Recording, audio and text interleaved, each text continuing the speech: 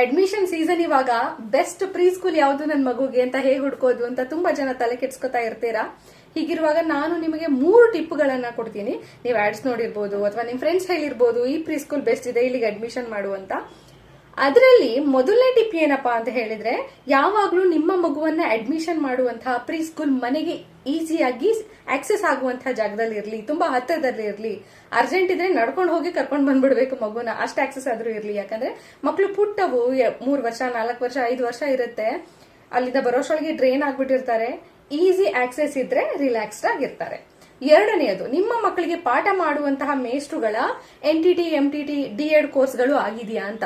ಗೊತ್ತಲ್ಲ ನಮ್ ಸಿಸ್ಟಮ್ ಬಗ್ಗೆ, ತುಂಬಾ ಕಡಿಮೆ ಸ್ಯಾಲರಿಗೆ ಸಿಗ್ತಾರೆ ಅಂತ ಜಸ್ಟ್ ಡಿಗ್ರಿ ಆಗಿದ್ರೆ ಸಾಕು, ಸಣ್ಣ ಮಕ್ಳಲ್ವಾ ಯಾರು ಬೇಕಾದ್ರೂ ಪಾಠ ಮಾಡ್ಬೋದು ಅನ್ನೋ ಮೈಂಡ್ ಸೆಟ್ಗೆ ಕರ್ಕೊಂಡ್ ಬಂದು ಕೂರಿಸಿರ್ತಾರೆ.